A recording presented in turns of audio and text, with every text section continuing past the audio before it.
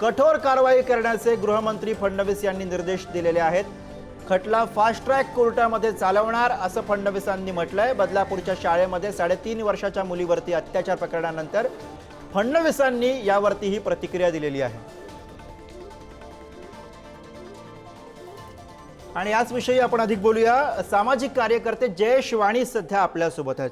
जयेश जी, आपण बघतोय की मोठ्या संख्येनं बदलापूरच्या रस्त्यावरती आत्ता या क्षणाला आपल्याला रोष दिसतोय। लोक संताप व्यक्त करतात, लोकांच्या भावना तीव्र आहेत, कारण तशीच ही सगळी घटना आहे। आता गृहमंत्री या सगळ्या प्रकरणावरती म्हणतायत की आरोपीवरती कठोर कारवाई करणार, तसे निर्देश गृहमंत्र्यांनी दिलेले आहेत। या सगळ्या प्रकारावरती तुमची प्रतिक्रिया?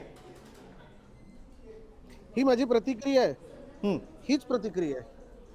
3 दिवसांपूर्वी 17 तारखेला साधारणतः त्या पोराला अटक झाली। 16 तारखेला, 15 तारखेला, 14 तारखेला ही सगळी माणसं, पालक मंडळी ही त्या शाळेमध्ये जात होती। शाळेने दाद दिली नाही, पोलीस स्टेशनला गेले, पोलीस स्टेशननी दाद दिली नाही।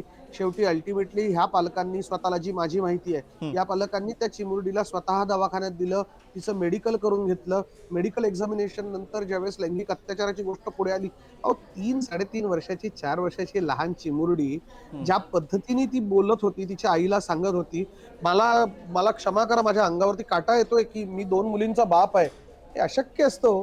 एवढी छोटी पोरगी एक गोष्ट सांगत होती आणि त्याच्यानंतर 17 तारखेला पोलीस गुन्हा दाखल करून घेता आणि कालची तारीख होती 19।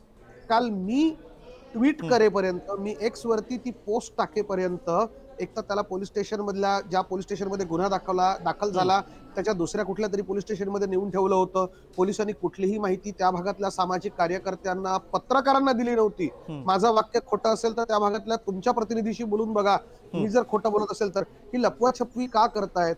देवेंद्र फडणवीसांना आज 4 दिवसानंतर जाग आली, त्यासाठी त्यांना कोपरापासून दंडवत। राजीनामा या देशामध्ये मागण्याचे दिवस गेलेत। इथे निर्लज्जांचं सरकार सुरू आहे। होय, निर्लज्जांचंच सरकार सुरू आहे, जिथे आपल्या आया बहिणींची, आपल्या मुलींची अब्रू वाचवणं ही आता आपली जबाबदारी झालेली आहे। ज्याला आम्ही लोककल्याणकारी राज्य म्हणून कॉन्सेप्ट राज्यघटनेत मान्य केली, ती कधीच संपून गेलेली आहे। रेल्वेचे अपघात झाले, आम्ही रेल्वे मंत्र्यांचा राजीनामा मागायचा नाही। तुमच्या पेपर लीक झाले, आम्ही शिक्षण मंत्र्यांचा राजीनामा मागायचा नाही। बलात्कार झाले एवढ्या लहान मुलींवरती, आम्ही गृहमंत्र्यांचा राजीनामा मागायचा नाही। ढिम्म आणि निर्लज्ज लोकांचं सरकार सध्या देशात आणि राज्यात चालू आहे। त्याच्यामुळे मी फक्त कोपरापासून दंडवत देऊ शकतो आणि आभार मानू शकतो की बाबा चला, 3 दिवसानंतर तुम्ही कारवाईचे आदेश दिले, हे आधी का नाही केलं? आता पुढची मागणी आपल्याला ह्यामध्ये ही असली पाहिजे। फास्ट ट्रॅक कोर्टाची मागणी मान्य केलेली आहे, पण ज्या पद्धतीने निर्भया योजनेमध्ये त्या पीडितांना आपण मदत करतो, तशी मदत इमिजिएटली प्रोव्हाइड झाली पाहिजे त्या कुटुंबियांना, ती सरकार करून दिलंय। पण ह्या सगळ्या घटनेचं मी वकील म्हणून एक जबाबदारीने सांगतोय, या घटनेचं फक्त पैशांमध्ये मोल नसतं होऊ शकत हो। 3.5-4 वर्षाच्या त्या मुलीच्या मनावरती जे, बरोबर आहे जयेश वाणी जी, अत्यंत संतापजनक अशी सगळी घटना, असा सगळा प्रकार आहे, आणि यानंतर व्यवस्था जशी वाकली आहे त्याच्यावरती आणखी संताप होईल असा प्रकार आहे।